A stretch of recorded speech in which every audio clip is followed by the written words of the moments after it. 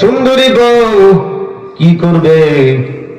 বউ চলে গেলে বিপদ, গরিব মানুষ, এজন্য চিন্তা ভাবনা করিয়া ডাইরেক্ট গিয়া দেখে মা নামাজ পড়তেছে।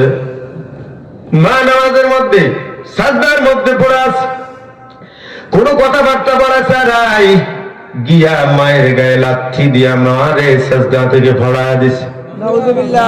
মুহাম্মদ বিন হারুন নিজে বর্ণনা দেয়, আমি আমার মারে আমি হিতাহিত জ্ঞান শূন্য হয়ে গেলাম, আর আমি মায়ের গায়ে গিয়ে লাথি দিয়া সাজদার মধ্যে থেকে ফড়ায়া দিলাম। পিরানি শুরু করলাম, মা আমার পা ধরে ধরে কান্দে আর ডাক দেয়া কয়, বাবা মারিস না, আমি কিন্তু সইতে পারি না, আমি দুর্বল, আমার শরীর কিন্তু এখন আর তোদের মতো শক্ত না, এই শরীরটা তো দুর্বল হয়েছে রে বাবা, তোর এই যে মোটা তাজা বডিটা এটা তো মানুষের বাড়ি কাজ করে করে নিজে না খাইয়া তোরে খাওয়া খাওয়া বড় বানাইছি, আজকে যে হাড্ডিতে এত শক্তি, আজকে যে তোর বডির ভিতরে এত শক্তি, ও বাবা একবার কি ভাবছো আমার শরীর দুর্বল বানায় তোর শরীর মোটা বানাইলাম, তোর এই মোটা তাজা বডি দিয়ে আমার পিড়াইস না, কথা দিলাম রে বাবা তোর বয়স আর কোনোদিন কথা বলবো না। কিন্তু আমি শুনি নাই। মুহাম্মদ বিন হারুন কয়, মারে আমি ঘাট ধাক্কা ধরিয়া রাতের বেলায় ঘর থেকে বের করে দিলাম, আমার তো কোনো হিতাহিত জ্ঞান হয় নাই, আমার এমন মাথা গরম, মা কোথায় যাবে কি করবে না করবে আমার কিন্তু কোনো হুঁশ নাই। রাতের বেলা মায়ের তারা দেওয়ার পর মা কোথায় গেল জানি না, কয়েকদিন হয়ে গেল মায়ের খবর নেই না। যখন আমার নিজের ভুল উপলব্ধি হইল তখন আমি কান্নাকাটি শুরু করে দিলাম আর খোঁজাখুঁজি শুরু করে দিলাম। কিন্তু রে ভাইদের জানানি মারে যখন আমি গাছ ধরে বের করে দেই, মা শুধু কিচ্ছু বলে নাই, আমার মা শুধু একটা কথা বলছে, ও আসমানের মালিক,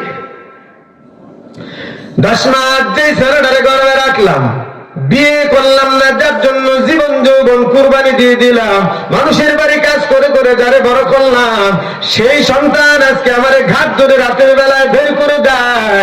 মালিক, যদি তোমার হাদিস সত্য হয়, তোমার নবীর কথা সত্য হয়, তুমি নাকি মায়ের দোয়া কবুল করো, তাহলে আমি একটা দোয়া করলাম, আমার ফুলারে জাহান্নামের আগুনে পুরায় বুঝায় দিও, মার সাথে বেয়াদবি করার শাস্তি কেমন হয়। এই কথা বলছিল আমার মা। আমার এখন স্পষ্ট মনে পড়ে, আমার কানের মধ্যে শব্দ প্রতিধ্বনি হয়, ও বাইজিদ। তারপর কিছুদিন আমি এমন ভাবে মারে তালাশ করলাম, খুঁজতে খুঁজতে গিয়া অন্য একটা এলাকায় পাশের গ্রামে পাইলাম, ওখান থেকে নিয়ে আসার পর তারে আবার আমি যত্ন শুরু করে দিলাম। বেগম রে জানা দিলাম, বেগম থাকো আর না থাকো, মা ছাড়া থাকতে পারবো না। বেগম আমার ঠিক হয়ে গেল, কিন্তু আমার একটা কথা, বেগম তো এখন ঠিক হলো, ছেলে যদি আগেও শক্ত থাকতো বেগম আগেই ঠিক হয়ে যাইত, কথা কোন ঠিক কিনা? বেগম এখন ঠিক হয়ে গেছে, এখন দুইজনে মিলে মার খেদমত করি, মা বড় খুশি, মা নামাজের পর আমার জন্য দোয়া করে। ও আসমানের মালিক, আমি রাগান্বিত হই আমার পোলার জন্য জাহান্নামের কথা বলছিলাম, ও মালিক আমি এখন দোয়া করি আমার পোলার জন্য, আমার পোলাটারে জান্নাত দিয়া দিও। আল্লাহ তো দুরুদয় কবুল করছেন। আল্লাহর সাথে যখন কথা কই, হজ করে আইসা আজকে কথা বললাম, আল্লাহরে বললাম, আল্লাহ এত কিছু করলাম, মা আমার জন্য জান্নাতের দোয়া করলো, তারপরেও কেন মাফ করো না? আল্লাহ তাআলা আমারে পাল্টা জবাব দেয়, তোর মার দুনো দোয়া তো আমি কবুল করছি, কোনটা ফলায় দিব? এজন্য প্রথম দোয়াটার কার্যকারিতা হিসেবে তোরে জাহান্নামে একটা সুবানি দিব, তারপর তোর মার দ্বিতীয় দোয়া কবুল কইরা জান্নাতে দিয়া দিব। এই জন্য তোর মার দোয়া একটাও আমি ফলাই নাই। আজকে যদি তোর হজ আমি কবুল করিয়া নেই, তাহলে তো তুই দেখো না মাসুম হয়ে যাবে, জাহান্নামে পুরাইতে পারবো না, মার বদ্ধও কিন্তু ব্যর্থ হয়ে যাবে। রাসূল বলেন, মা আর আল্লাহর মাঝখানে 70,000 নূরের পর্দা আল্লাহ উঠা দেয়, আর ডাক দেয়া কয়, মা জলদি বল, তোর আমার মাঝখানে কিচ্ছু নাই, তোর সন্তানের কি করা লাগবে জলদি বল। আল্লাহর রাসূল বলেন, মা আর আল্লাহর মাঝখানে কোনো পর্দা থাকে না। মুহাম্মদ বিন হারুন কয়, আল্লাহ তাআলা আমারে বুঝাইতে চাইলেন, মরণ পর্যন্ত হজ করলেও কিন্তু কবুল করবে না, জাহান্নামে আমার একটা ধাক্কা যাওয়াই লাগবে। তো ভাইরা আমার, আল্লাহ পাক রব্বুল আলামিন বলেন, ওয়াসাইনাল ইনসানা বিওয়ালিদাই, আমি আল্লাহ পাক ইনসান জাতিকে আদেশ দেয় তারা যেন তাদের পিতা মাতার সাথে যেন সৎ আচরণ করে, তারা যেন পিতা মাতার সাথে সুন্দর আচরণ করে, তারা যেন তাদের সাথে ভালো ব্যবহার করে। কেমন ব্যবহার করবেন আল্লাহ তাআলা সূরা বনী ইসরাঈলের মধ্যে আরো ভালোভাবে বর্ণনা দেন। ওয়ালা তাকুল লাহুমা উফিউ ওয়ালা তানহারহুমা ওয়া কুল লাহুমা কাওলান কারীমা।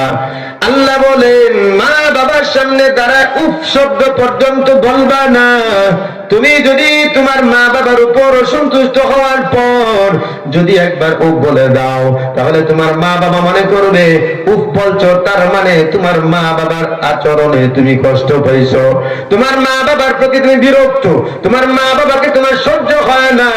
এই উফ শব্দের কারণে তোমার মা বাবার কলিজায় আঘাত লাগবে, আর এটা স্পষ্ট শরীয়তে হারাম। চোখ রাঙানো দূরের কথা, মা বাবার সামনে উফ বলাও হারাম। মিয়া বলেন মা বাবার সামনে উফ বলা কি? হযরত আলী রাদিয়াল্লাহু তাআলা আনহু বর্ণনা দেন, এই আয়াতের তাফসীর করতে গিয়ে হযরত আলী রাদিয়াল্লাহু তাআলা আনহু বলেন, কোন পিতা মাতা যদি তার সন্তানকে জীবন্ত অবস্থায় চাকু বা ছুরি দিয়া কেটে কেটে যদি টুকরা টুকরা করে দেয়, তারপরেও সন্তান মা বাবার সামনে চিল্লা পাল্লা করা পর্যন্ত কোনো অধিকার নাই। কারণ মা বাবাই তো তার এই বডিটারে বড় বানাইছে, নিজেরা না খাইয়া নিজেরা পরিশ্রম করিয়া কষ্ট করিয়া নিজের খাবার সন্তানদের খাওয়ানোর পর চামড়া বড় হয়েছে, শরীরের হাড্ডির অংশ বড় হয়েছে। কথা কোন ঠিক না? এজন্য হযরত আলী বলেন এই বডি তোর না, বডি তোর মা বাবার। হাত ধরে যদি হাঁটা না শিখাইতো জমিনের মধ্যে পড়ে কবে জানি মরে যাইতে। কথা কোন না? হাত ধরে শিখাইতে হয়। কথাটা পর্যন্ত তোরে বারবার মা বাবা বলে একবার না দুইবার না 1000 বার বলে তোরে শিখানো লাগে। হাঁটা শেখানোর জন্য মা বাবা হাতে আলতু ধরিয়া ধরিয়া হাঁটতে হয়, এরপরেও যদি অজান্তে হাত ছুটিয়া পড়িয়া যায়, মা বাবা পাগলের মতো ধুলা মাখা অবস্থায় সন্তান তারে টান দিয়া কুলে নিয়ে চুমা খায়। কথা কোন ঠিক না? আল্লাহ তাআলা বলেন হামালাতু উম্মুহু বাগনান আলা বান, তোর মা তোরে কষ্টের পর কষ্ট করিয়া গর্ভে ধারণ করছে 9 মাস থেকে 10 মাস, এত লম্বা সময় তোর মা তোরে গর্ভে ধারণ করলো, কষ্টের পর কষ্ট সহ্য করলো। কতটা কষ্ট তাফসীর করি একটু ভালো করে শুনেন। আপনার আমরা পুরুষ মানুষ, পুরুষ মানুষের পেটের মধ্যে যদি সামান্য ছোট্ট একটা পাথর হয়, এই পাথরের জ্বালায় কিন্তু পুরুষ পাগলের মতো চিল্লায় আর কাঁদে। ঠিক না বেরি খায়? এমন অবস্থা হয় যায় মাতালের মতো চিল্লায়। টাকা যদি নাও থাকে চিকিৎসা বারবার সবাই ডাক দিয়া কয় তোমরা আমার বাড়ি বিটা বিক্রি করে দাও, আমার একটা অপারেশন করে দাও, আমি হয়তো বাঁচবো না, আমার তো কলিজার মধ্যে সয়দা, এই জ্বালা যন্ত্রণার চাইতে আমার মরে যাওয়াটাই কিন্তু ভালো।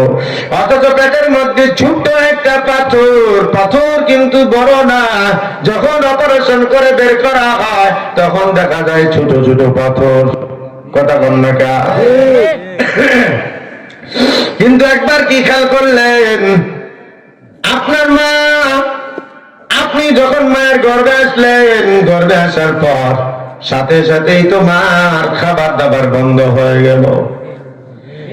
খাবার মুখে দিকে দিতেই কিন্তু মুখ ভরিয়া বমি করিয়া দেয়, দাঁত চোখ উল্টা মুখ ভরিয়া বমি করিয়া দেয়, খাবারের রুচি পর্যন্ত নষ্ট হয়ে যায়, কোনো খাবারই খাইতে পারে না। কথা কয় না? সারাদিন কাজ করার পর যখন খানা খাইতে যায়, সবাই খানা খাওয়ানোর উপর মা কিন্তু খাইতে যায় দুর্বল শরীর নিয়ে, পেটের মধ্যে প্রচুর ক্ষুধা নিয়ে যখন টেবিলে গিয়া প্লেটের মধ্যে খানা খাইতে বসে, একটা লোকমা যখন মুখের মধ্যে দেয় কি যেন এমন হয়ে যায়, পেটের ভিতরে বল কানে দিয়া মায়ের এই একটা লোকমা খাবারও কিন্তু মুখ দিয়া বমি হয়ে যায়, চোখ উল্টে যায়, মনে হয় নারী ভুড়ি পর্যন্ত বের হয়ে যাবে। কথা কোন ঠিক না? এরপর রাতে যখন ঘুমাইতে যায়, মা দুঃখিনী সবার সাথে ঘুমাইতে গেল, দুনিয়ার সবাই ঘুমায় গেল, স্বামীরা পর্যন্ত আরামে ঘুমায়। মায়ের কলিজায় পেটের মধ্যে বৈশা সন্তান মার কলিজায় পা দিয়ে এমন ভাবে লাথি দেয়, শেষ রাত, শীতের রাত, মা দুঃখিনী লাথি খাইয়া কলিজার মধ্যে ব্যথা উঠে যায়। ব্যথা ওঠার পর ঘুম ভেঙে যায়, আর শুইতে পারে না। যখন একটু উল্টা ঘাটা চারা করে অথবা দাঁড়ায় থাকে, সন্তান তখন চুপ হয়ে যায়, মা তখন একটু আরাম পায়। এবারে সারা রাত চোখের পানি ছেড়ে মা দুঃখিনী রাত কাটা দেয়, ঘুমাইতে পারে না। পিতা বা স্বামী যদি তারা ডাক দেয়, কেন ঘুমাও না? তখন মা দুঃখিনী ডাক দেয়, প্রাণের স্বামী আমার, কেমনে ঘুমাইবো? তোমার সন্তান পেটের মধ্যে বৈশা কলিজায় লাথি দিয়ে ব্যথা তুলে দিছে, ঘুম আসে না। একটু দাঁড়াইলেও শান্ত থাকে, তখন আমার একটু আরাম হয়। ও প্রাণের স্বামী আমার, তুমি ঘুমাও, আমার মনে হয় আজকে রাত আর ঘুম হবে না। ঠিক না বেঠিক? এবারে সারা রাত কাটিয়ে দেওয়ার পর দিনের বেলা তো মায়েদের কোনো ঘুমানোর সুযোগ নেই। সকাল থেকেই সংসারের কত কাজ, ঘর দোয়ার ঝাড়ু দেওয়া, পরিষ্কার পরিচ্ছন্নতা, আবার নাস্তা, রান্না, এইভাবে সারাদিন চলে। দিনের বেলায় মায়েদের ঘুমানোর কোনো সুযোগ নেই। সব কাজ করার পর, সবাই খাওয়ানোর পর, আবার যখন মা খানা খাইতে যায়, সন্তান এখন একটু বড় হয়েছে, পেটের মধ্যে একটু ঘন ঘন নাড়াচাড়া দেয়, পেটের মধ্যে বসে লাথি মারে। মা দুঃখিনী প্লেট ধাক্কা দিয়া চোখে পানি নিয়ে হাত চোখের মধ্যে লাগাইতে লাগাইতে বিছানায় গিয়া ঘোরাঘুরি খায় আর কান্নাকাটি করে। এই যুবক ভাই, কখনো কেমন ভাবে ভেবে দেখছো? আল্লাহ তাআলা বলেন, হামালাতু উম্মুহু বাকানান আলা বাহান, তোর মা তোরে কষ্টের পর কষ্ট করিয়া গর্ভ ধারণ করেছে, দুধ পান করাইছে 2.5 বছর, সেটা তো অনেক পর। কিন্তু এই যে 9 থেকে 10 মাস 10 মাস তোমার মা কেমন ভাবে গর্ভে ধারণ করলো। এই যে তোমার মা খাইতেও পারলো না, ঘুমাইতেও পারলো না, শরীর কি সুস্থ আসেনি? চোখের নিচে কালো দাগ পড়ে গেছে, চোখের পাওয়ার কমে গেছে। এমনও তো হয় স্বামী বড় দুর্বল, স্বামী অর্থ কিন্তু তেমন নাই, ভালো বাজার করতে পারে না, যখন স্বাস্থ্যসম্মত কিছু খাবার খাওয়াবে তাও সম্ভব হয় না। ঠিক না? ঠিক বলেন? ডাক্তাররা বলে দেয়, স্ত্রী গর্ভবতী হলে ভালো মানের খাবার খাওয়াও, একটু ভালো খাবার খাওয়াও, কারণ সে কিন্তু এখন একা না। ঠিক না বেঠিক? কিন্তু কত স্বামী এমন আছে, ভালোভাবে 3 বেলা খাবার পর্যন্ত বেগম দিতে কষ্ট হয়। কোথা থেকে আনবে ভালো খাবার? এই কারণে মা দুঃখিনী, চোখের নিচে কালো দাগ পড়ে গেল, স্বাস্থ্য বড় দুর্বল হয়ে গেল, হাত পায়ে শক্তি নাই। মাঝে মাঝে মা দুঃখিনী কিন্তু চোখে আন্দাজ দিকে জমিনের মধ্যে পড়ে যায়, হয় কি হয় না? আবার কিছু মা স্বাস্থ্যহীন হওয়ার কারণে দেখবেন হাতে পায়ে পর্যন্ত পানি আইসা হাত পা ফুলিয়া যায়। ও যুবক ভাই, কখনো কি ভেবে দেখছো তোমার মা তোমার জমিনে আনার জন্য কতটা কষ্ট করা লাগছে? এই যে 9 থেকে 10 মাস পর্যন্ত তোমার মা তোমার গর্ভে ধারণ করলো, তোমার ওজন কমপক্ষে 4 থেকে 5 কেজি। ঠিক না ঠিক?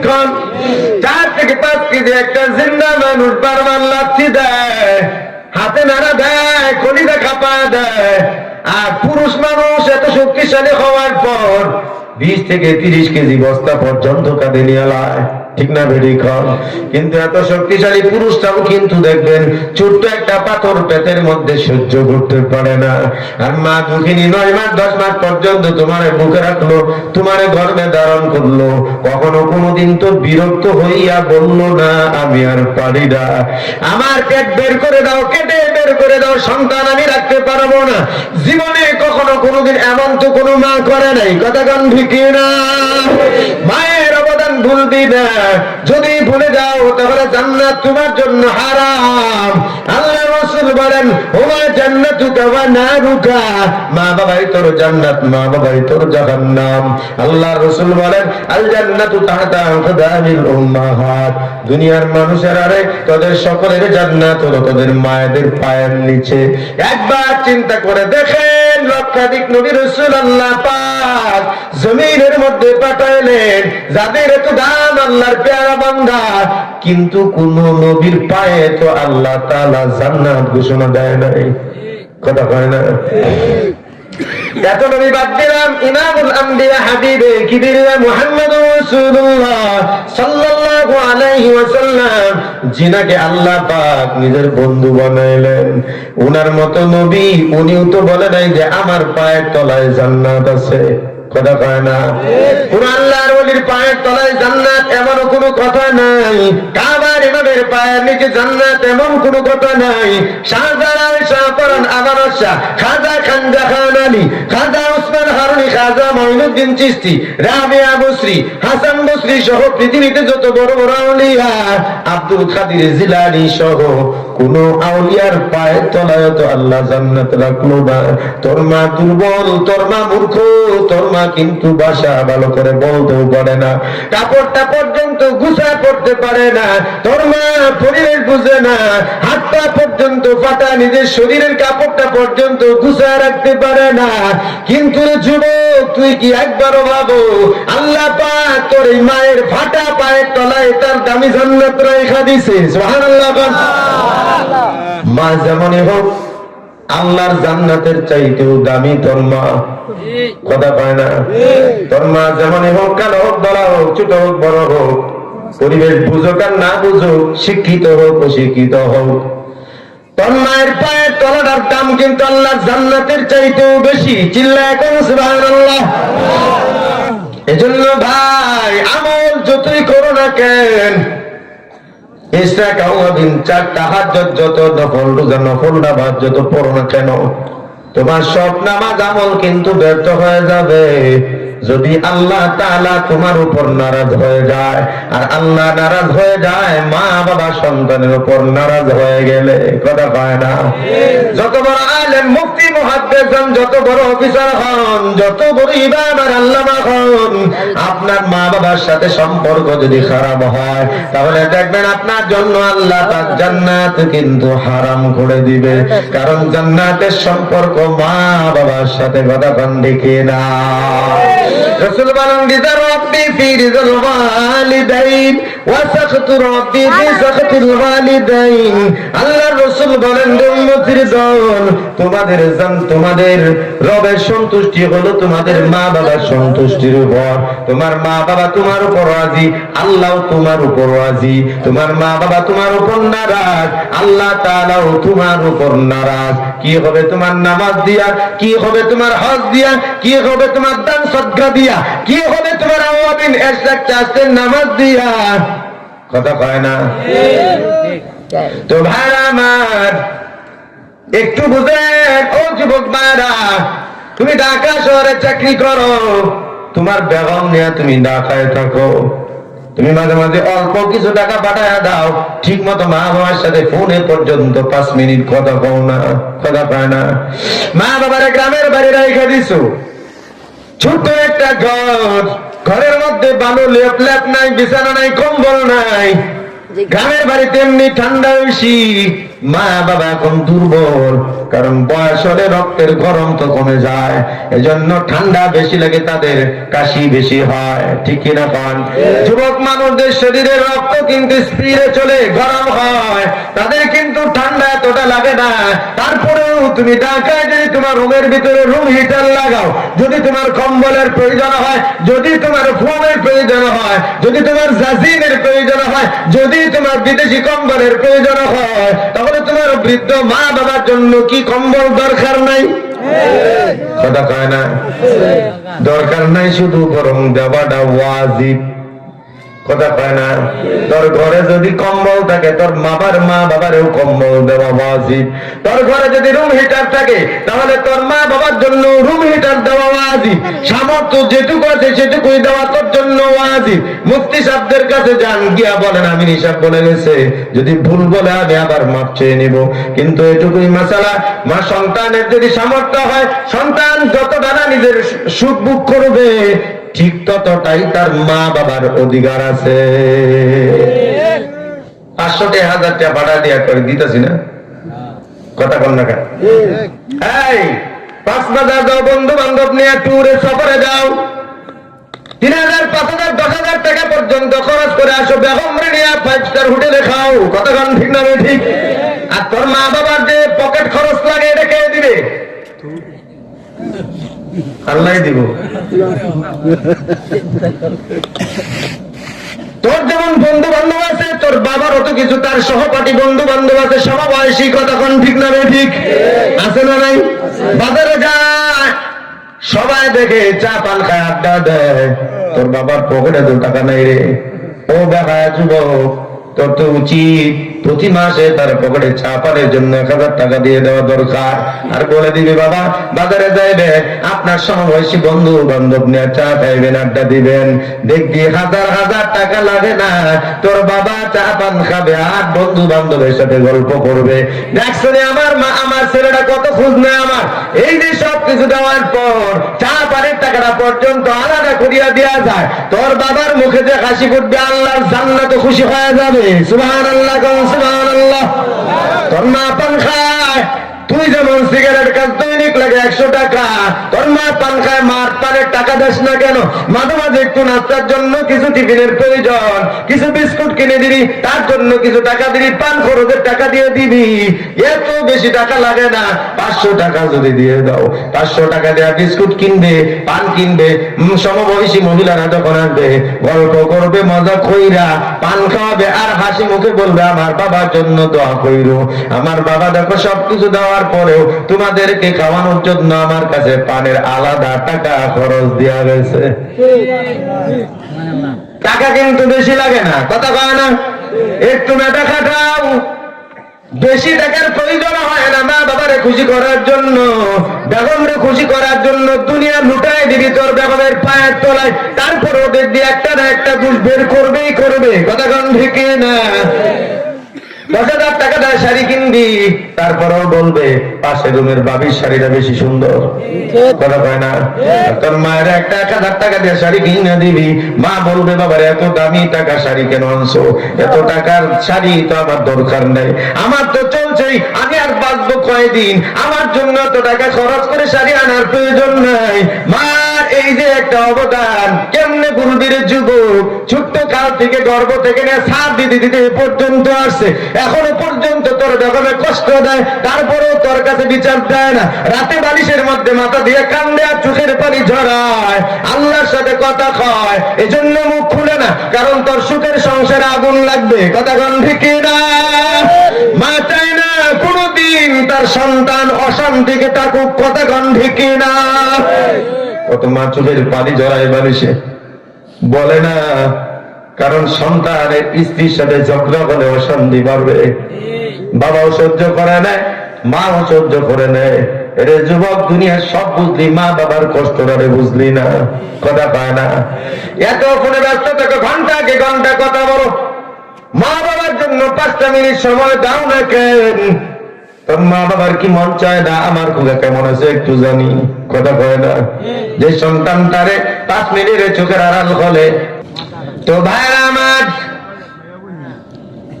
আমি দীর্ঘদিন ঢাকায় খতমে তারাবি পড়াইলাম, এক মসজিদে 1 যুগ তারাবি পড়াইছি। ঢাকার বড় বড় পয়সাওয়ালা মেজর লেফটেন্যান্ট এমন শিল্পপতির সাথে আমার গভীর সম্পর্ক ছিল।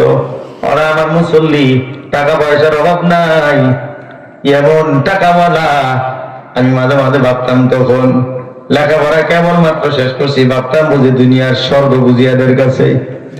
একদিন ইন্ডিয়ায় ব্যবসা করে এক শিল্পপতি আমার মুসল্লি আমার হাত ধরিয়া কান দেয়া ডাক দেখা, হুজুর একটু দোয়া কইরেন, বড় কষ্টে আছি, বড় শান্তিতে আছি, দুনিয়ার মধ্যে যদি কেউ দুজকে থাকে তাহলে একমাত্র আমি আছি। আমি বললাম কি বলেন? আমি তো এতদিন ধরে ভাবছি আপনি স্বর্গের মধ্যে আছেন, আপনার এত বিশাল বহুল বাড়ি, তাও আবার ডিওএসএস বাড়ি দ্বারা, এখানে একটা ফ্ল্যাট তখন 30,000 টাকার নিচে ভাড়া হয় না, এখন তো আরো বেশি। এমন নিজস্ব ফ্ল্যাট, আপনার এত বড় বাড়ি, ইন্ডিয়া ব্যবসা করেন, তারপরে এত অশান্তি কেন? হুজুর কি বলবো, টাকা হলেই কিন্তু শান্তি হয় না, ঠিক না? মাঝে মাঝে আমার হাতে 10,000 টাকা ধরায় দিত, হুজুর এতিম বাচ্চাদেরকে খাওয়াই দেন। ইন্ডিয়া থেকে আসার সময় আবার অনেকগুলো ফল নিয়ে আসতো, এসে দিত ছাত্রদেরকে খাওয়ানোর জন্য। তো আমি বললাম ভাই কথা খুলে বলেন সমস্যাটা কোথায়? ওদের আমার মেয়ের গাড়ি একটা, ছেলের গাড়ি একটা, বেগমের গাড়ি একটা, আমার গাড়ি একটা, কে কখন ঘর থেকে বের হয়ে যায় কেউ কিন্তু কারো কোনো খোঁজ খবর রাখে না, একসাথে আমাদের হয় না, দিন রাতে কখনো এক টেবিলে বসা হয় না, কে কোথায় যায় জিজ্ঞেস করো কিন্তু যায় না, জিজ্ঞেস করলে মেজাজ গরম। বেগমরা যদি প্রশ্ন করি রাত বাজে 3টা এখন কোথেকে আসলা, বেগম পাল্টা মেজাজ দেখায়, এত জ্ঞানর জ্ঞানর করো কেন? চাকরানি খাবার রেডি করছে না, খানা খাও নাই, শুয়ে পড়বা, কে কোথায় গেল সেটা তোমার জানার দরকার কি? বাইরে আমার এজন্য বলি অল্প সুখে সুখ, অল্প টাকায় সুখ পাওয়া যায় যদি বিবেক দিয়া যদি চলা যায়, কথা গন্ডি কিনা বারাবার। আল্লাহ তাআলা মা বাবা এত মর্যাদা দান করলেন। মুহাম্মদ বিন হারুন একজন ওলি দরবেশ, 27 বার হজ করছে কিন্তু আল্লাহ কবুল করে না। কয়বার করছে? 27 বার হজ করলো কিন্তু আল্লাহ একবারও কবুল করে না। 27 নম্বর হজের সময় বায়জিদ বুস্তামি রাহমাতুল্লাহি আলাইহি উনি হজ করতে গেছেন। হজের পর সাজদায় পড়ে দোয়া করে, আল্লাহ এবারে হজের যে সমস্ত বান্দা বান্দির হজ কবুল করলে আমার যদি বলতেন কাদেরটা করছেন কাদেরটা করেন নাই, আল্লাহ গো তাহলে আমার কলিজাটা বড় ঠান্ডা হয়ে যাইত। আল্লাহ তাআলা ডাক দেয়া বায়জিদ সবার হজ কবুল করলাম, একজন মাত্র বান্দা তার হজ আমি কবুল করি নাই।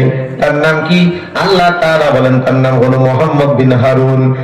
এবার আল্লাহ তাআলা বলেন সামনের দিকে যাও, ছোট্ট একটা টিলা, ওখানে যাইয়া দেখো সাজদায় পড়ে পড়ে কান্দে আল্লাহর ওলি বাইরে বুস্তামি। ধীরে ধীরে সামনের দিকে যায়, যাইয়া দেখে আল্লাহর ওলি সাজদায় পড়ে চোখের পানি ঝরাইতেছে।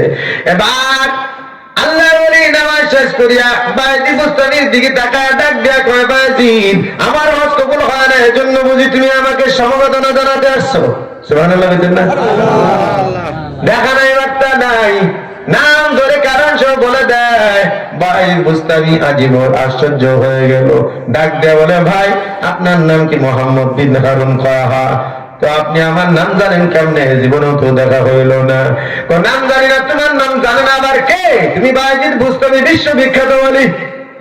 তো তাহলে আমরা বুঝলাম, কিন্তু আমার হজ কবুল হয় না, এটা কেমনে? কয়, বায়জিদ রে তোমার যেমন কাশ্ফ খোলা আমারও তেমন কাশ্ফ খোলা। সুবহানাল্লাহ। আল্লাহ তাআলা নিজেই বর্ণনা দেন, ফামান ইউরিদিল্লাহু আন ইয়াহদিয়াহু ইয়াশরাহ সাদরাহু লিল ইসলাম। আল্লাহ তাআলা বলেন আমি যে বান্দারে পছন্দ করি ইসলামের জন্য, আমি আল্লাহ পাক তার জন্য কলিজাটা সিনাটা প্রশস্ত বানায় দেই। সূরা কোন? সুবহানাল্লাহ জোরে পড়লে গেছে সূরা সুবহানাল্লাহ ওয়াজ করতিব। সুবহানাল্লাহ আওয়াজ দেন জোরে, সুবহানাল্লাহ আরেকটু জোরে, সুবহানাল্লাহ। একবার সুবহানাল্লাহ বললে আপনার নামে লিখিত জান্নাতের মধ্যে সুবহানাল্লাহ নামের গাছ লাগায় দেওয়া হয়। সুবহানাল্লাহ। গাছের নাম কি? সুবহানাল্লাহ গাছ। আপনাদের বাজারে রেন্ডি করে গাছের মতো বড়, এত বড়। রাসূল বলেন জিবরাইল আমিন 600 নূরের পাখা দিয়া কিয়ামত পর্যন্ত উড়াল দিয়া সব চক্কর দিবে, তারপরেও কিন্তু সুবহানাল্লাহর গাছের ছায়া অতিক্রম করতে পারবে না। এখনো কইতেন না, লস আপনাদের, লাভ আপনাদের, ঠিক না? কারণ কষ্ট হইতেছে নাকি? তো ভাই আমার বায়জিদ বুস্তামি রাহমাতুল্লাহি আলাইহি আশ্চর্য হয়ে গেলেন, এত বড় আল্লাহর ওলি, কিন্তু আল্লাহ কেন হজ কবুল করে না? কারণটা কি?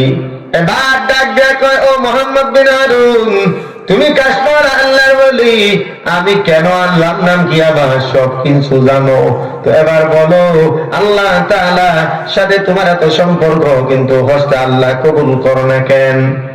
এটা শুনে তোমার লাভ নেই, আল্লাহ হজ আমার কবুল করবে না মরণ পর্যন্ত, এটাও আমি জানি। চিন্তা করতেছেন নি? আল্লাহ আমার হজ কিয়ামত আমার মরণ পর্যন্ত যতবার আমি হজ হজ করবো, একবার হজ আল্লাহ কবুল করবে না ওটা আমি জানি। আল্লাহ আমারে বলে দিছেন, ও মোহাম্মদ বিন হারুন রে, তুই মরণ পর্যন্ত হজ করলেও আমি কিন্তু কবুল করব না।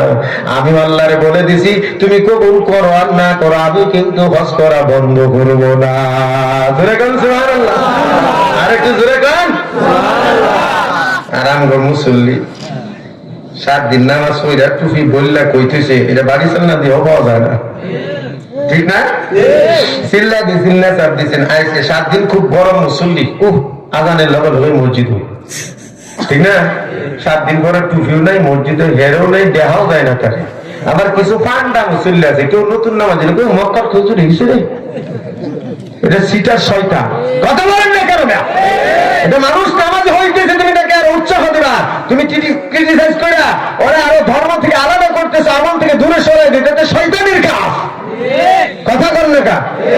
কেউ যদি পর্দা করে, ও একেবারে হীরা দিয়ে শিখা।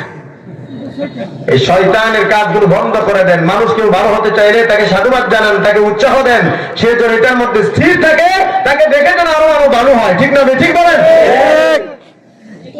তো মোহাম্মদ বিন হারুন কি কয়, আমি আল্লাহরে বলে দিছি, তুমি কবুল করো আর না করো, আমি হজ করা বন্ধ করব না। আরেক আল্লাহর বান্দার কথা শুনেন, কাবা ঘরের কিনারায় দাঁড়ায় এই হজ করতেছে 37 বার। কয়বার? 37 বার ধরে হজ করে, আল্লাহ একবারও কবুল করে না।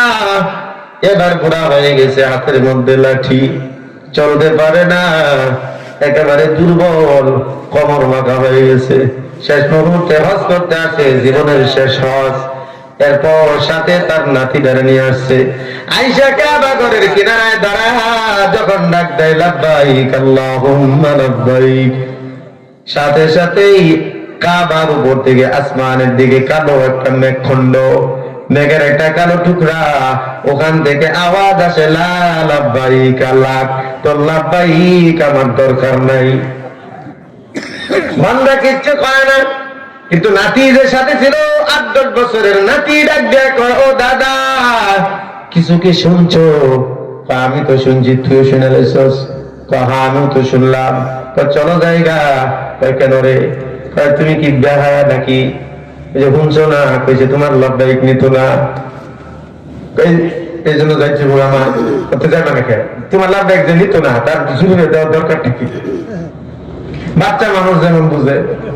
হাকিমুল উম্মাত মাওলানা থানভী রাহমাতুল্লাহি আলাইহি লেখেন, বাচ্চার এই কথা বলার পর বাচ্চা একটু চতুর ছিল, আবার প্রশ্ন করে, ও দাদা কয় বছর ধরে হজ করো? এটা 37 নাম্বার।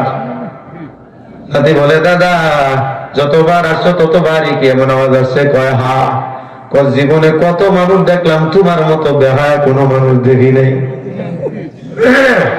প্রত্যেকবার না করছে, এরপরও বেহার মতো 37 বার হাজিরা দিছ। দাদা কয় 37 বার দিছি, হায়াত যদি থাকে আরো যতদিন আছে ততদিন হাজিরা দিব। সুবহানাল্লাহ, কোন সুবহানাল্লাহ। এবার নাতি ডাক দিয়া কয়, কেন গো দাদা এত বেহায়া হওয়ার দরকারটা কি? এবার দাদা চোখের পানি ছেড়ে ছেড়ে ডাক দিয়া কয়, রে নাতি তুই বুঝবি না, আমি হলাম গোলাম আর উনি হলেন আমার মালিক। আমার কাজ হলো কাম করা, কবুল না করা, এটা কবুল করা না করা এটা হলো মনিবের কাজ। আমি আমার গোলামি করে যাব, আমি আমার ডিউটি করে যাব। কবুল করবে কি করবে না এটা ওনার ব্যাপার। আমি তো কসম খেয়ে ফেলছি, ইন্তেকালের এক পর্যন্ত একবারও আমি কিন্তু লাভবাহিক দেওয়া ভুল করবো না। এমন ভাবে দাদা নাতির সাথে কথা কয় আর চোখের পানি ছেড়ে ছেড়ে কান্দে। অন্য মেঘমালা থেকে আওয়াজ আসে, ও আমার গোলাম যাও, তুমি যখন ঠিক করে ফেলছো আমি মরণ পর্যন্ত কবুল না করলেও তুমি হাজিরা দিবা। আজকে আমার দয়া সাগরে ঢেউ লাগছে, আজকের হজ সহ পিছনের 37 হজ 36 হজ সবগুলো কবুল করে নিলাম। এজন্য আল্লাহ কয়, ওয়াবুদ রাব্বাকা হাত্তা ইয়াতিয়াকাল ইয়াকিন। বান্দারে কতদিন ইবাদত করবি, গোলামি করবি, যতক্ষণ মরণ না আসে। 7 দিন 40 দিন নামাজ পড়ে ছেড়ে দিবা, এটা কিন্তু ইবাদত না। কথা কয় না? 7 দিন 40 দিন 50 দিন 3 মাস 6 মাস 5 বছর নামাজ পড়লা, রোজা রাখলা, তারপর ছেড়ে দিলা, এটার নাম গোলামি না, এটার নাম ইবাদত না। আল্লাহ তাআলা বলেন ওয়াবুদ রাব্বাকা হাত্তা ইয়াতিয়াকাল ইয়াকিন, তোমার রবের গোলামি করবা ততক্ষণ যতক্ষণ আসবে না মরণ। ঠিক না বেটি? তোমার আমার এবার নাতি পর্যন্ত শুনলো, শোনার পর দাদারে প্রশ্ন করে, দাদা এবার তো তুমি মনে হয় খুশি আত্মহারা। এবার দাদা ডাক দেয়া কয়, নাতি রে, এজন্যই তো আমি আশায় ছিলাম একদিন না একদিন তো তার দরিয়ার মধ্যে, রহমতের সাগরের মধ্যে ধাক্কা লাগবেই লাগবে। আল্লাহু আকবার। এজন্যই আমি আশায় ছিলাম আজ হোক কাল হোক, কাল না পরশু, তারপর একদিন না একদিন ইন্তেকালের আগে আমারে আল্লাহর রহমতের সাগরে ধাক্কা দিতে দিতে একদিন তো ঢেউ উঠবে, আল্লাহ পাক আমারে মাফ করে দিবে। এবার শুনেন বাজিদ বুস্তামি রহমাতুল্লাহি আলাইহি ওই হারুনের কথা মুহাম্মদ বিন হারুনকে প্রশ্ন করে, বলো তো কি কারণ, কেন তোমার হজ আল্লাহ তাআলা কবুল করে না? এবার আল্লাহর ওলি ডাক দিয়ে কয়, ও বাজিদ, আমার শুরুর জীবনে একটা ঘটনা ঘটে গেছে। আমি এতিম সন্তান, আমার মায়ের পেটে থাকা অবস্থায় আমার বাবা মারা যায়, তারপর আমার মা বিয়ে করে নাই। আমি দুনিয়ার জমিনে আসার পর মানুষের বাড়ি কাজ করে করে আমারে লালন পালন করছে। যখন আমি যুবক হইলাম, মা আমার সুন্দরী দেখে একটা বিয়ে করাইলো। আমি তখন কাজ করি একটু দূরে, 15 দিন 1 সপ্তাহ পর ছুটিতে আসি, কিন্তু যতবার আসি ততবারই আইসা দেখি মা আর আমার বউয়ের ঝগড়া।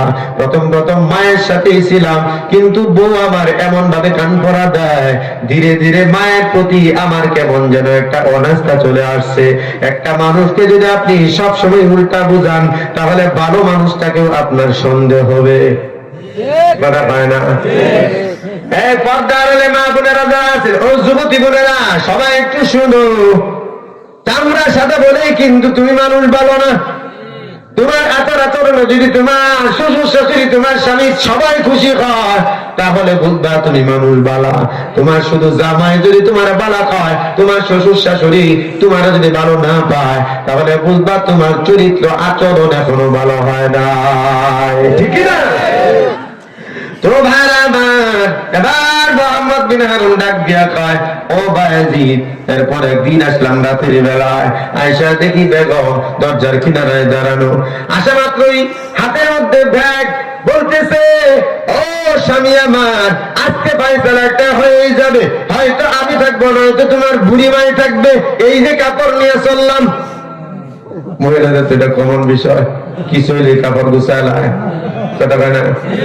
কিছু হইলে থাকতাম না, বাদাম না, তোর ঘর কি হইছে, যাই আমরা চাকরি করাম, আমার বাড়ির থেকে আমার ফালাই দিব, বাপ মা নাই তো কি, আমার বাইকে আমার ফালাই দিব, মানেনি বুলেটিন। এরপরে আমার তো আরো সুবিধা হয়েছে, গার্মেন্টস নাই না, কথা কয় না? কতটুক নির্বোধ হলে রাত যখন 4টা, রাস্তা দিয়ে যখন যাই ভোরবেলায় শীতের কনকনে শীতের মধ্যে, ঠান্ডার মধ্যে কাঁপতে কাঁপতে টিফিন বাড়ি নিয়ে গার্মেন্টসে চাকরি করতে, ডিউটি করতে যায়, 8 ঘন্টা 12 ঘন্টা ডিউটি করার পর আবার এই মহিলা পাক করে রান্না করে আবার ডিউটিতে আসে, তাহলে তোমার শ্বশুর শাশুড়ির জন্য 3 বেলা ভাত পাকাইলে এমন কি গজব হয়ে যায় তোমার? কথা বলবে কেন? 12 ঘন্টা ডিউটি করতে পারে, দাঁড়া কেমনে দাঁড়া, কনকনে শীতের ভিতরে কাঁপতে কাঁপতে ফজরের আগে অফিসে যায়। এত কষ্ট সইতে পারলি, মা বাবার বয়সের 2 জন মানুষের জন্য 3 বেলা রান্না করা সহ্য করতে পারলি না? তোর মতো কপাল পোড়া কে আছে রে? কথা কন না কেন? আপনার ভালো লাগলেও ভালো, না লাগলেও ভালো। তো ভাই আমার, এবার যুবক পড়ছে বিপদে, ঠিক না? ঠিক বলেন? সুন্দরী বউ কি করবে? বউ চলে গেলে বিপদ, গরিব মানুষ, এজন্য চিন্তা ভাবনা করিয়া ডাইরেক্ট গিয়া দেখে মা নামাজ পড়তেছে। মা নামাজের মধ্যে সাজদার মধ্যে পড়ে আছে, কোনো কথাবার্তা বলা ছাড়াই গিয়া মায়ের গায়ে লাথি দিয়া মারে সাজদা থেকে ফলায় দিছে। মুহাম্মদ বিন হারুন নিজে বর্ণনা দেয়, আমি আমার মারে, আমি হিতাহিত জ্ঞান শূন্য হয়ে গেলাম, আমি মার গায়ে গিয়ে লাথি দিয়া সাদার মধ্যে থেকে পালা দিলাম। পিরানি শুরু করলাম।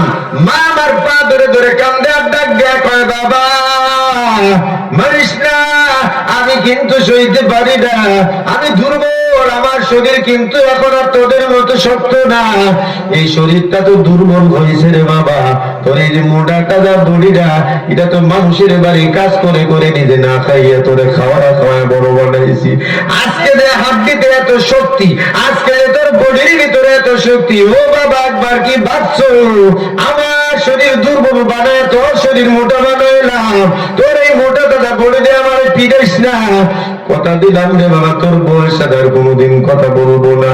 কিন্তু আমি শুনি নাই। মোহাম্মদ বিন হারুন কয়, মারে আমি ঘাট ধাক্কা ধরিয়া রাতের বেলায় ঘর থেকে বের করে দিলাম, আমার তো কোনো হিতাহিত জ্ঞান হয় নাই, আমার এমন মাথা গরম, মা কোথায় যাবে কি করবে না করবে আমার কিন্তু কোনো হুঁশ নাই। রাতের বেলা মায়ের তারা দেওয়ার পর মা কোথায় গেল জানি না, কয়েকদিন হয়ে গেল মায়ের খবর নেই না। যখন আমার নিজের ভুল উপলব্ধি হইল তখন আমি কান্নাকাটি শুরু করে দিলাম আর খোঁজাখুঁজি শুরু করে দিলাম। কিন্তু রে মায়েদের জানানি, মারে যখন আমি গাছ ধরে বের করে দেই, মা শুধু কিচ্ছু বলে নাই, আমার মা শুধু একটা কথা বলছে, ও আসমানের মালিক, 10 মাস যে ছেলেটারে গর্ভে রাখলাম, বিয়ে করলাম না, যার জন্য জীবন যৌবন কোরবানি দিয়ে দিলাম, মানুষের বাড়ি কাজ করে করে যারে বড় করলাম, সেই সন্তান আজকে আমার ঘাট ধরে রাতের বেলায় বের করে দেয়। মালিক, যদি তোমার হাদিস সত্য হয়, তোমার নবীর কথা সত্য হয়, তুমি নাকি মায়ের দোয়া কবুল করো, তাহলে আমার একটা দোয়া করলাম, আমার ফুলারের জাহান্নামের আগুনে পুরায় বুঝায় দিও মার সাথে বেয়াদবি করার শাস্তি কেমন হয়। এই কথা বলছিল আমার মা। আমার এখন স্পষ্ট মনে পড়ে, আমার কানের মধ্যে শব্দ প্রতিধ্বনি হয়, ও বায়েজিদ। তারপর কিছুদিন আমি এমন ভাবে মারে তালাশ করলাম, খুঁজতে খুঁজতে গিয়া অন্য একটা এলাকার পাশের গ্রামে পাইলাম, ওখান থেকে নিয়ে আসার পর তারে আবার আমি যত্ন শুরু করে দিলাম। বেগমরে জানা দিলাম, বেগম থাকো আর না থাকো, মা ছাড়া থাকতে পারবো না। বেগম আমার ঠিক হয়ে গেল, কিন্তু আমার একটা কথা, বেগম তো এখন ঠিক হলো, ছেলে যদি আগে শক্ত থাকতো বেগম আগেই ঠিক হয়ে যাইত, কথা কোন ঠিক কিনা? বেগম এখন ঠিক হয়ে গেছে, এখন দুইজনে মিলে মার খেদমত করি, মা বড় খুশি, মা নামাজের পর আমার জন্য দোয়া করে। ও আসমানের মালিক, আমি রাগান্বিত হই আমার পোলার জন্য জাহান্নামের কথা বলছিলাম, ও মালিক আমি এখন দোয়া করি আমার পোলার জন্য, আমার পোলাটারে জান্নাত দিয়া দিও। আল্লাহ তো দুরুদাই কবুল করছেন। আল্লাহর সাথে যখন কথা কই, হজ করে আইসা আজকে কথা বললাম, আল্লাহরে বললাম, আল্লাহ এত কিছু করলাম, মা আমার জন্য জান্নাতের দোয়া করলো, তারপরেও কেন বাদ করো না? আল্লাহ তাআলা আমারে পাল্টা জবাব দেয়, তোর মার দুটো দোয়া তো আমি কবুল করছি, কোনটা ফলায় দিব? এজন্য প্রথম দোয়াটার কার্যকারিতা হিসেবে তোরে জাহান্নামে একটা চুবানি দিব, তারপর তোর মার দ্বিতীয় দোয়া কবুল কইরা জান্নাতে দিয়ে দিব। এই জন্য তোর মার দোয়া একটাও আমি বালাই নাই। আজকে যদি তোর হজ আমি কবুল করিয়া নেই, তাহলে তো তুই দেখো না মাসুম হয়ে যাবে, জাহান্নামে পড়াইতে পারবো না, মার বদ্ধও কিন্তু ব্যর্থ হয়ে যাবে। রাসূল বলেন, মা আর আল্লাহর মাঝখানে 70টা নূরের পর্দা আল্লাহ উঠে দেয়, আর ডাক দেয়, কয় মা জলদি বল, তোর আমার মাঝখানে কিচ্ছু নাই, তোর সন্তানের কি করে লাগবে জলদি বল। আল্লাহর রাসূল বলেন, মা আর আল্লাহর মাঝখানে কোনো পর্দা থাকে না। মুহাম্মদ বিন হারুন কয়, আল্লাহ তাআলা আমারে বুঝাইতে চাইলেন, মরণ পর্যন্ত হজ করলেও কিন্তু কবুল করবে না, জাহান্নামে আমার একটা ধাক্কা যাওয়াই লাগবে। কি বুঝলেন? আপনি আমি তো মোহাম্মদ বিন হারুনের চাইতে বড় বলি না, কথা কোন ঠিক না? ঠিক। আপনার আমার আমল কি আছে? ইবাদত করি তো হালাল খাই না হারাম খাই, ঠিক না? ঠিক বলেন। নামাজ পড়ি তো নামাজ তাবিল আর কার অনুযায়ী হয় না, নামাজের মধ্যে খুশি নেই, এক অক্ত পড়ি তো দ্বিতীয় অক্ত ছুটিয়ে যায়, কত উল্টা পাল্টা করি। এরপর আবার যদি মা বাবা নারাজ হয়, তাহলে জান্নাত তো স্বপ্নেও দেখা যাবে না, ঠিক না? অনেক সন্তান টেক্কা দেয়, পাল্লা দেওয়া বুঝেন নাকি? 22 কয়টা চাইবে, এখন যেটা একটু বেশি দেখতে করি যায় মায়া বেশি, এইটারে তার বউ বোঝায়, ওলা কি তুমি একা তোমার বাপে দিলে 4 জনের সমান দিবা, কি কথা বল না জমিন কি তুমি একা নিবা, হেরা কি তোমার বেশি দিল, সমান সমান করবা, হেরা 500 দিলে তুমি 500, কথা বল না। আমি প্রশ্ন করি যুবক ভাই, তুমি আমার এই কথার জবাব দাও, তুমি যখন তোমার মায়ের পেটে ছিলে তুমি তো একাই ছিলা 10 মাস, কথা বল না। তুমি তখন একাই কষ্ট দিয়েছো 10 মাস, তোমার ভাই কিন্তু তোমার সাথে তোমার মায়ের পেটে ছিল না, যখন তোমার দুধ পান করাইছে 2.5 বছর একাই পান করাইছে, কথা কোন ঠিক না ঠিক? তাহলে কেন পাল্লা দাও? তোমার ভাই যদি জাহান্নামে যায় তুমি ওকে যাবে নাকি? তাহলে কেন পাল্লা দাও? আমার কথা হলো ভাগাভাগি না, মায়েরে বাবারে ভাগ করিস না রে যুবক, সব জায়গায় ভাগ কর, মা বাবারে ভাগ করিস না, মা বাবারে তুই তোর কাছে নিয়ে নে, কপাল খুলে যাবে, দুনিয়ার সুখ শান্তি পরকালের শান্তি আল্লাহ তোর নসিবে দিয়া দিবে, জোরে কোন সুবহানাল্লাহ। আল্লাহ রাসূলের দরবারে এক বাবা সন্তান, যুবক সন্তান নিয়ে আইসা হাজির, চোখে পানি টপটপ করে পড়তেছে, তিরমিজির হাদিস। আল্লাহ রাসূল প্রশ্ন করেন রে কেন কান্দো? এবার বুড়া বাবা জবাব দেয়, ও পয়গম্বর, এই যে আমার ছেলে যুবক ছেলে এখন টাকা কামায় রোজগার করে, কিন্তু আমার পকেটে টাকা নাই, আমি এখন কামাই করতে পারি না, শরীরে বড় দুর্বল। কিন্তু রাসূল একটা সময় ছিল যখন আমি শক্তিমান ছিলাম, আমার টাকা দিয়ে ওদেরকে খাওয়াইলাম পড়াইলাম, বড় করলাম, বিয়ে করাইলাম, এমনকি পকেটের খরচের টাকাটা পর্যন্ত আমার টাকা থেকে খরচ দিলাম। আজকে আমি দুর্বল কিন্তু ও বড় শক্তিমান, কামাই করে আমার শুধুমাত্র নাম কামাতে কিছু খরচ দেয়, আমার পকেটের হাত খরচের টাকা দেয় না গো নবী। এজন্য আমার মনে বড় কষ্ট, কিছু বললে আমার সন্তান কয় আমার কামায় আমি আলাদা করে কিছু জমা করি, আসেনি ব্যাংক ব্যালেন্স আলাদা, কথা পায় না। আপনারা একটা কথা শুনি, বাস্তব কথা, আমেরিকার নিউ ইয়র্কে, অনেক লম্বা গেছে না, 1.5 ঘন্টা হয়েছে।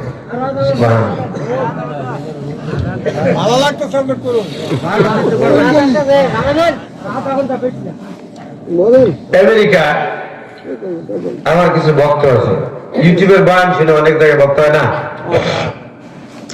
বিদেশে কিছু ভক্ত আছে আমার, তার মধ্যে আমেরিকা একটা ছেলে আছে, আমাদের পরিবার সহ থাকে প্রায় 15 বছর ধরে। এই ছেলে একদিন ফোন করে আমারে হাওয়া করে কান্দেছে, মানুষ বললে যেমন কান্দে এমন ভাবে কান্দেছে। আমি বলছি কেন কান্দেন কেন, আর আপনি কে? আমি তো চিনতেছি না, জানতেছি না, বিদেশি নাম্বার এটুকু জানি। তবে পরিচয় দিয়ে আমার একটা বয়ান আছে ইউটিউবে, আজকে যে বয়ানটা করতেছি এরকম ধারাবি 7 বছর আগে, মা বাবার খেদমত। তো এই বয়ানটা প্রায় 8 লাখ না কত জানি এরকম ভিউজ হয়েছে। তো কানতেছে আর বলতেছে, হুজুর আমার মার সাথে অনেক বেয়াদবি করছিলাম, অনেক কষ্ট দিয়েছিলাম, কিন্তু এখন তো আমার মা নাই হুজুর, এখন আমি কেমনে মার কাছে মাপ চাই? আমার ভাইয়ের আসছিল, ভাইয়ের সাথে পাল্লা দিয়া মারে আমরা, আমি খাওয়াইবো তো হে খাওয়াইবো না, ই দিব না আমি দিব কেন, এরকম করতে করতে বিভিন্ন ভাবে মারে অনেক কষ্ট দিছি, কিন্তু মা তো দুনিয়া থেকে বিদায় নিয়েছে। বাড়ি হলো নোয়াখালী। বাড়ি কোথায়? নোয়াখালী। তো এখন তো আমি থাকি আমেরিকাতে, আমি মার কবরের কাছেও তো যেতে পারি না, আমি কেমনে মাপ পাবো? কঠিন প্রশ্ন না? কি বলেন? অনুশোচনা যদি হয় থাকতে হোক, মা রত্ন থাকতে তোমার যেন বুঝে আসে, চলে গেলে তুমি হয়তো করবা কিন্তু সেটার মধ্যে তৃপ্তি পাইবা না। আর মা বাবা থাকতে যদি পায়ের মধ্যে গিয়ে পড়ে দাও, যতই দুঃখ দিয়া থাকে, একবার যদি মা পায়ের কাছে গিয়ে বলো মা মাফ করে দাও, ভুল করে লেছি, তুমি যতই কষ্ট দিয়ে থাকো মুহূর্তের মধ্যে তোমার মায়ের চোখে পানি এসে যাবে, তার নাম মা। ঠিক না? বেশি বলে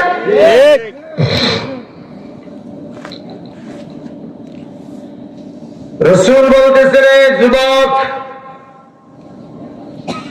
তোর বাবা যা বললো সত্যি। ছেলে মাথা উড়ায় না, নবীর চেহারার দিকে চোখ মেলায় না। ইমাম আহমদ বিন হাম্বল রাহমাতুল্লাহি আলাইহি মুসনাদ আহমদের মধ্যে হাদিসটা আছেন, বাবার সামনে ছেলে মাথা নিচের দিকে দিয়ে বসা, চেহারা রাসূলের দিকে ফিরায় না। আল্লাহ রাসূল প্রশ্ন করেন, রে ছেলে কথার জবাব দাও, না হলে কিন্তু তোমাকে শাস্তি দেব। এবার ছেলে মাথা ঝুঁকা ডাক দিয়ে কয় হ্যাঁ। এবার আল্লাহর নবী ছেলের বাবার চোখের পানি দেখে রাসূলের চোখে পানি চলে আসছে। কারণ আমার নবী তো দয়ার নবী, কোন সাহাবীর চোখে পানি দেখলে রাসূল পানি রাখতে পারতেন না, কোন সাহাবীর দুঃখ কষ্ট দেখলে থাকতে পারতেন না। কোন সাহাবী যদি বলতো হুজুর আমি ক্ষুধার্ত, আমার খাবার নাই, রাসূলের ঘরে যদি একটা করোনা খেজুর থাকতো ওটাও বের করে দিয়ে দিত। এমন দয়ার নবী ছেলেটাকে আবার ডাক দিয়ে চোখের পানি মুছতে মুছতে ডাক দিয়ে এ ছেলে, আজকে একটা হুকুম জারি করে দিলাম, তুই যত টাকা কামাইবি তোর টাকার একটা ভাগ, যেই পরিমাণ মা বাবার খরচ লাগে পকেট খরচ সহ এই সব খরচ তুই আদায় করবি। আলাদা কিসের অ্যাকাউন্টে আলাদা কিসের জমা করিস? যেই বডি দিয়া টাকা কামায়া তুই মনে করতেছ তোমার কামায়ের টাকা, এই বডিটার মালিক তো তোর বাবা। কারণ হাড় ভাঙে পরিশ্রম করিয়া, সেরা কাপড় পরিয়া, রোদে পুড়ে বৃষ্টিতে কাজ করিয়া না খাইয়া তোরা খাওয়া বড়ি বড় বানাইছে। আজকে যে বুড়ির কামাই দিয়া তুমি বলো আমার কামাই, বাবা হাতে হাতে না শিখাইলে থুতমা ভেঙে যাইতো তখনই। কথা কোন ঠিক না ঠিক? তোর বডির মধ্যে প্রত্যেকটা রন্ধে রক্তের ফুটায় ফুটায় তোর বাবার অবদান। কেমনে তোর বাবার অস্বীকার করো, কেমনে তোর বাবার থেকে আলাদা করো? আজকে থেকে পকেটের খরচের টাকাটা পর্যন্ত বাবার কাছে দিবি। মনে রাখবি আবার যদি তোর বাবা আমার কাছে আসে, ও সন্তান আমি বললাম তোর বাবা যদি আরেকবার চোখে পানি নিয়ে যদি আমি নদীর দরবারে এসে যায় রে সন্তান, তাহলে কিন্তু তোর কঠিন শাস্তির মুখোমুখি হতে হবে। সন্তান চোখের পানি ছেড়ে ছেড়ে কান দিয়া ডাক দিয়া বলে পয়গম্বর দোয়া করে দেয়, কসম খাইলাম আমার কোনদিন বাবারে আর দুঃখ কষ্ট দেব না। সুবহানাল্লাহ। আর আমার নবী মায়ের বেশি দিন পায় নাই, ঠিক না বেটি? দুধ পান করেন নাই বেশি দিন, অল্প দিন পান করার পর হালিমাতুস সাদিয়া দুধ পান করাইছেন। রাসূল আমার সাহাবায়ে কেরাম নিয়ে আওয়াজ করেন, একদিন হঠাৎ করিয়া সাদা কাপড় পরিহিত একটা বৃদ্ধা মহিলা আসে। আল্লাহ রাসূল সাহাবায়ে কেরামকে বসায় বলতেছেন একটু বসো, আসতেছি। এই কথা বলার পর রাসূল গিয়া ওই বৃদ্ধা মহিলার পাশে গিয়া দাঁড়াইলেন। দাঁড়ানোর পর মাথার পাগড়ি অথবা রুমাল জমিনের মধ্যে বিছাইয়া দিলেন, আর আদবের সাথে মহিলারে বসাইলেন। সামনে নামাজের সুরতে আদবের মতো ছাত্রের মতো বসে গেলেন পয়গম্বর। বসে বসে নরম নরম কথা কয়। কথা কওয়ার পর যখন আবার রাসূল এই বৃদ্ধা মহিলারে দূর পর্যন্ত আগায় দেয়, আসার পর সাহাবায়ে কেরাম প্রশ্ন করেন পয়গম্বর, দুনিয়ার সর্দারের মাথার পাগড়ি সামান্য একটা বুড়া মহিলার জন্য, বৃদ্ধা মহিলার জন্য বিছায়া দিলেন, মহিলাটাকে ও রাসূল আমরা জানতে চাই। আল্লাহ রাসূল বলেন বেয়াদবিমূলক কথা আমার মায়ের জন্য বলবি না। সুবহানাল্লাহ। কয় না? এই সাহাবায়ে কেরাম কাকে বৃদ্ধা মহিলা বলছো? মায়ের আদব, মায়ের সোহাগ, মায়ের দুগ্ধ পান, আমাকে সব যিনি করছে তিনি হলো হালিমাতুস সাদিয়া আমার মা। আমার মাকে বৃদ্ধা মহিলা বলাটা বেয়াদবি হবে। আমি আমার মায়ের কাছে গেলাম, মা আমার আসছে আমার দেখার জন্য। মায়ের কাছে সন্তান কোনোদিন বুড়া হয় না, মায়ের কাছে বাবার কাছে সন্তান কোনোদিন বুড়া হয় না। আমি এত বড় হয়ে গেছি, আবার মা আমার খবর নেওয়ার জন্য পাগল হয়ে গেছে।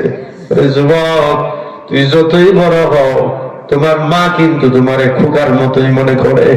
আমার মা এখনো মাঝে মাঝে কয়, বাবারে আমার তো এখনো মনে হয় ওই 7 দিনের পাঞ্জাবিটা সহ তোমার প্রায় রাতে স্বপ্নে দেখি তোমার 7 দিনের দিনে যে পাঞ্জাবি পরাইছিলাম নীল কালার কাপড়, ওই পাঞ্জাবিটা এখনো রাতের মধ্যে ঘুমের মধ্যে আমি পরাই। এখন চিন্তা করে দেখেন বয়স কতদিন চলে গেছে, 40 বছর। 40 বছরের আগে কাহিনী 7 দিনের দিনে কোন জামা কি কালার আমার গায়ে লাগাইছে এটাও এখনো মায়ের স্বপ্নে দেখে। এই যুবক ভাই তোমাদের পায়ে ধরিয়া বলিয়া যায়, দুনিয়ায় শান্তি সুখ যদি চাও, দুনিয়ায় সম্মান ইজ্জত যদি চাও, তাহলে মনে রাখো মা বাবার সন্তুষ্টি ছাড়া শান্তি পাইবা না।